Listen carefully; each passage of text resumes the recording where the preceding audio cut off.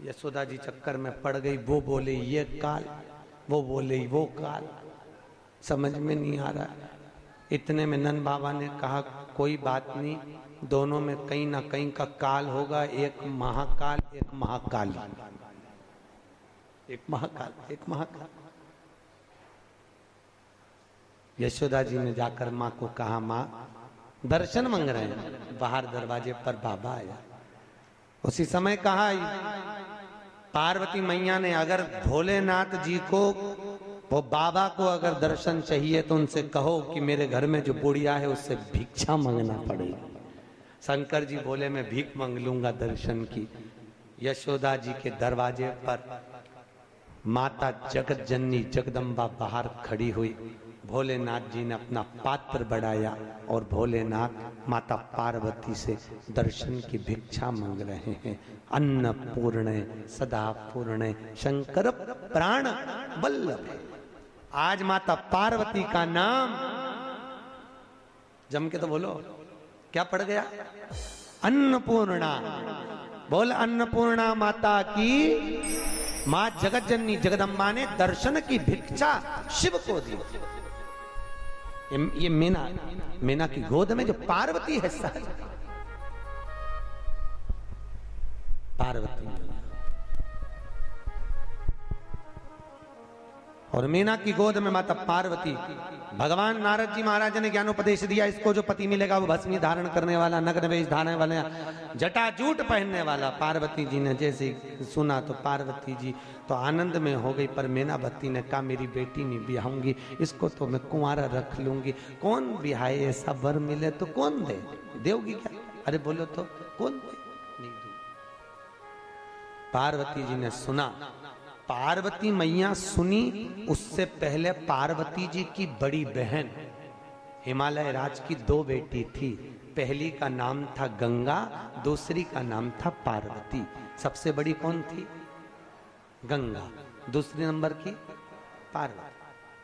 कई लोग गंगा नहाने जाते हैं तो गंगा जी के तट पर बोलते हैं हर हर गंगे। हर हर गंगे क्यों बोला जाता है? किस लिए बोलते हैं? मतलब क्या हर हर गंगे बोलना? बोलो बोलो, किसी को मालूम हो तो बता। हर हर गंगे क्यों बोला जाता है? किस लिए बोलते हैं? जब हम गंगा की डुबकी लगाते हैं, गंगा नहाते हैं, तो हर हर गंगे क्यों बोलते हैं? हर हर गंगे बोलने का प्रमाण क्या है? किस लिए बोला जाता है?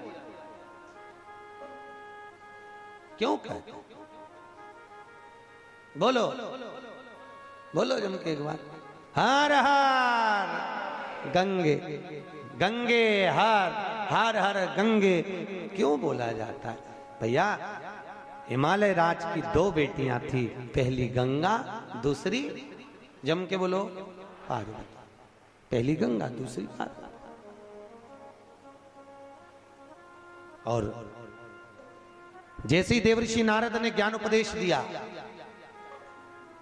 कि अगर पार्वती को पति बनाना है किसी को, और उसको नग्न वेशधारी है, जटाजूट वाला है, भस्मी वाला है, तो एक काम करो, अगर पति बनाना है तो केवल एक शंकर त्रिकालदर्शी कैलाशी अविनाशी भगवान शंकर को पति बना ले तो जीवन सार्थक हो जाएगा। बस सोच लिया, विचार कर लिया कि अब उसी को पति बनाना है।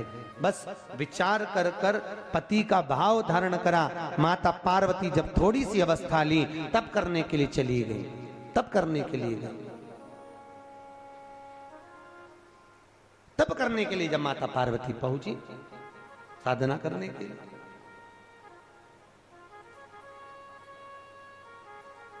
गंगा मैया ने सोचा, माता गंगा विचार करी, क्यों ना मैं भी भोलेनाथ जी को अपना पति बनाऊं। और माता गंगा शिव को अपना पति बनाने के लिए गंगा जी भी तप करने चली गई।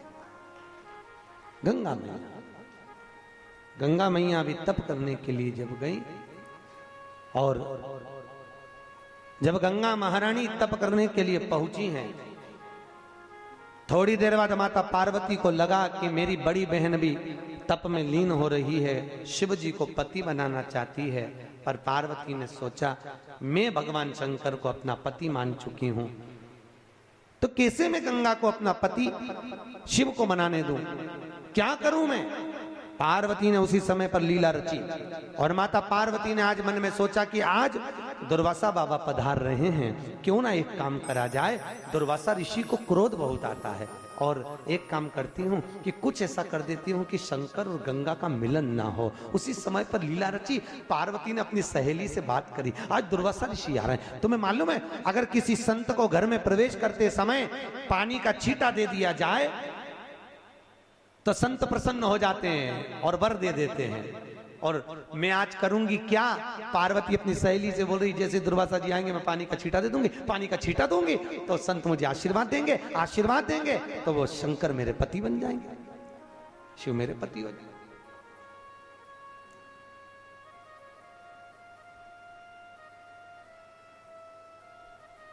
ये बात गंगा जी ने सुन ली।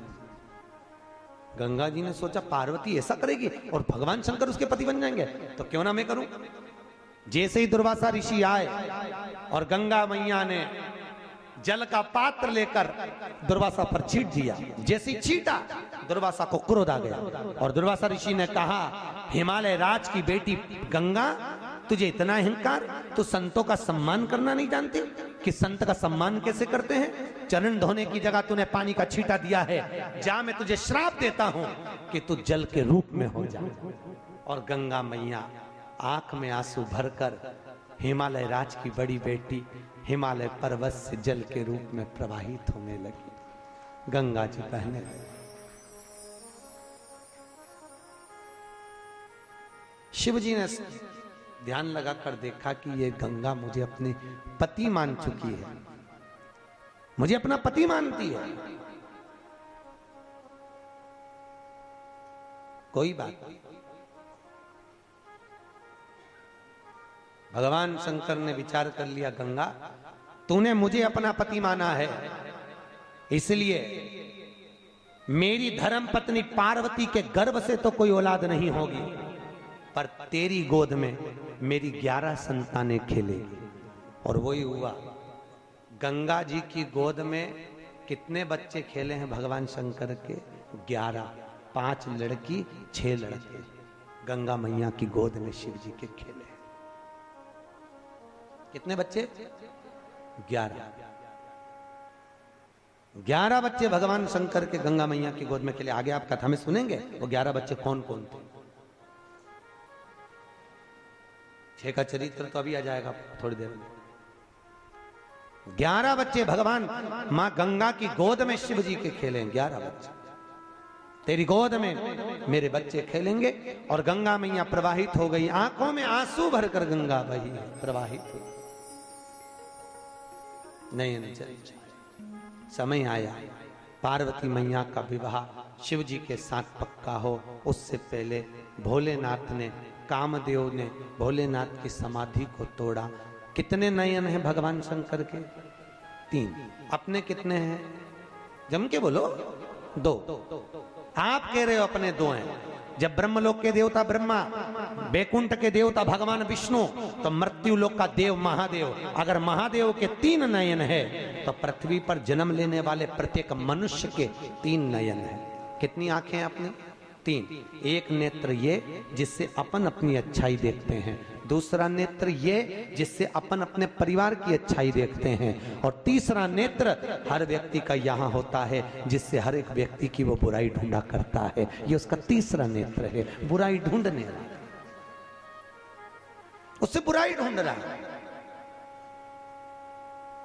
केवल बुरा देख रहा है, केवल अच्छा नहीं देख रहा। उसका वो तीसरा नेत्र। भगवान शंकर के तीसरे नेत्र द्वारा कामदेव जलकर भस्म हुए। आम के पल्लव में कामदेव छुपे हुए थे। काय में छुपे? आम के पल्लव में। हिंदू धर्म में बंदरवाल कितनी तरह की होती है? 4 तरह की बंदरवाल हिंदू धर्म में होती है। पहले नंबर की बंदरवाल आम के पत्ते की, जो पूर्णिमा के दिन लगाई जाती है लक्ष्मी की वृद्धि के लिए। दूसरे नंबर की बंदरवाल पीपल के पत्ते की, जो अमावस्या के 1 दिन पहले लगाई जाती है और अमावस्या के दूसरे दिन निकालकर रोड पर फेंकी जाती है, वो पितरों की शांति के लिए लगाई जाती है। तीसरे नंबर की बंदरवाल नीम की होती है, जो चैत्र के महीने में 1 महीने तक रोज लगाई जाती है। चौथी बंदरवाल ये चैत्र के महीने में जो बंदरवाल लगाई जाती है ये रोग समाप्ति के लिए लगाई जाती है। चौथे नंबर की बंदरवाल आम के पत्ते और पीपल के पत्ते की होती है, जो घर में समृद्धि और लक्ष्मी के लिए लगाई जाती है। यह 4 तरह की बंदरवाल हमारे हिंदू धर्म में लगाई जाती है। कितने तरह की बंदरवाल? 4।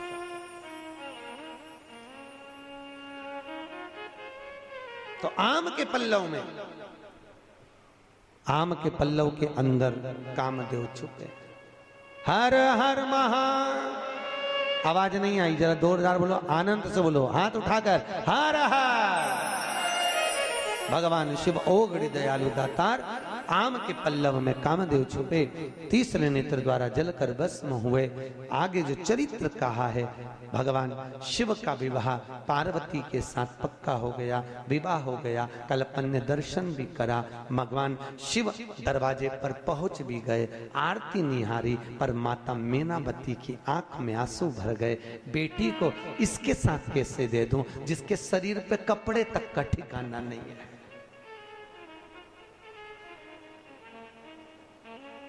शरीर पे कपड़े ही नहीं है, कैसे? शिव तो ठेरे कहलाशी, हरि गोरा पछताओगी। बूढ़े जोगी के संग में तुम कैसे रह पाओ। उस भोले बाबा का कोई आगे ना पीछे। पहले लड़की ब्याहते थे तो बड़ा परिवार देखते थे, सही है कि गलत है? बहुत बड़ा परिवार बेटी को ब्याह करने से पहले देखते थे। क्यों? जितने बड़े परिवार में लड़की जाएगी उसको दुख होगा, किसी से कहकर मन हल्का कर लेगी। आज के जमाने में बड़ा परिवार नहीं देखते, आज के जमाने में छोटा सा परिवार, बहुत छोटा परिवार आज के जमाने में देखते, बहुत छोटा। और इतना छोटा परिवार, केवल घर में ससुर हो, बस उतना ही बहुत है। पति हो और बेटी हो। अच्छा, माताएं कितना जोरदार जोरदार ज्ञान देती हैं अपनी बेटी को, कितना जोरदार। क्यों दिन भर लगी रहती है? जितना तेरे से बने उतना करा कर। खुद के लिए बना ले, पति के लिए बना लो, बच्चों के लिए बना लो, कमरे में ले जाओ, बैठ के खाओ, सो, किसी के लिए मत बना। अगर जो आपने अपनी बेटी को ज्ञान दिया है वो आपकी बहू करे तो कैसा लगे? ईमानदारी से बोलो, अरे बोलो तो। अपनी बेटी को तकलीफ में देखती हो तो तुरंत कह देती हो, और अपनी बहू जो घर में है वो भी तो किसी की बेटी है, वो भी तो किसी की बेटी है कि नहीं? अरे बोलो तो, सही है कि गलत है? तो जैसा व्यवहार आप अपनी बेटियों के लिए रखे हो वैसा व्यवहार अपनी बहुओं के प्रति भी रखिए। और बहुओं से निवेदन है, नंदे आए तो तवेले जैसा मुंह मत बनाओ। कथा में कहा था 3 को देने से कभी नहीं घटता, संत ब्राह्मण को देने से कभी नहीं घटता, बहन बेटी को देने से कभी नहीं घटता, और गौ माता को देने से कभी नहीं घटता, कभी नहीं घटेगा। आपका दिया हुआ आपको बढ़ाएगा, खूब बढ़ाएगा। देने में मत हो। देखो बहन बेटियां, कई माताएं कहती हैं, देखो संकट सोमवार की कथा में लिखा है, शिव महापुराण में लिखा हुआ है, 16 सोमवार कोई करता है इधर? संकट सोमवार करते हैं लोग? संकट सोमवार 16 सोमवार अगर करते हो, या कोई भी उद्यापन आप करते हो, चाहे चतुर्थी का उद्यापन करो, चाहे चौथ का उद्यापन करो, चाहे तीज का उद्यापन करो, चाहे गणगौर का उद्यापन करो, जिस उद्यापन को माताएं करती हैं उस उद्यापन का एक नियम शिव महापुराण कहती है कि उस उद्यापन में कभी भी अपनी बहन बेटी को गिनना नहीं चाहिए। क्यों? क्योंकि बहन बेटियां तो उस उद्यापन में आएंगी पर वो दान लेने की हकदार नहीं होती, क्योंकि हमने बहन बेटी का खुद दान किया है। किया कि नहीं किया? कन्या दान। जब हमने दान किया कई माताएं कहती हैं हम तो हमारी बहन बेटी को दान दे देंगे, हमारी बहन बेटी को, वो तेरुंडा होता है ना, तेरा सामान बांटते हैं संक्रांति पे, तेरुंडा तक बहन बेटी को दे दी, हम तो तेरुंडा हमारी बहन बेटी को दे देंगे, वो दान ले लेगी। तो बहन बेटियां क्या दान लेने की हकदार है? आप बहन बेटियां बैठी हो, ईमानदारी से बोला, आप मायके से दान देती हो क्या? दान लेने का हक आपका नहीं है। आप मायके से दान नहीं, आप आपका हक लेती हो, दान नहीं है, हक ले रहे हो। दान की विशेषता किसको कही? संकट सोमवार का उद्यापन करो, वैभव लक्ष्मी का उद्यापन करो, 16 सोमवार का उद्यापन करो, तो अपने घर की नारियों को छोड़कर दूसरों को गिनो। क्यों? जब हम दूसरे को एक लोटा देंगे, नारियल देंगे, कुछ देंगे, तो वो दान कहलाएगा। हम अपने वालों को देंगे तो वो तो घर की घर में चले गया, और वो भोग अगर हमारे करने में आ गया। राजा अम्बरीश की कथा, राजा अम्बरीश की कथा सुनी भागवत में? एक गाय का दान राजा अम्बरीश ने दे दिया। वो गौमाता चली गई ब्राह्मण के साथ, ब्राह्मण ने उसको बांधा, वो गाय खूंटा तोड़ के राजा अम्बरीश के यहाँ चली गई गौशाला में। जब गौशाला में गई, राजा अम्बरीश ने दूध निकलवाया गायों का, वो दूध, उस गाय का दूध भी उसमें मिल गया, और राजा अम्बरीश ने पी लिया, तो उसको कबूतर की योनि में जाना पड़ा। मात्र दान करी हुई गाय का दूध पिया तो कबूतर की योनि में चले गया। शास्त्र कहता है हम जो दान कर रहे हैं उस दान को ग्रहण करें, वो श्रेष्ठता नहीं। क्यों नहीं खाते बेटी के घर का? बेटी के घर का क्यों नहीं खाते? क्योंकि हमने क्या करा, क्या दान करा? जम के बोलो, कन्या दान करा, इसलिए बेटी के घर का नहीं खाते।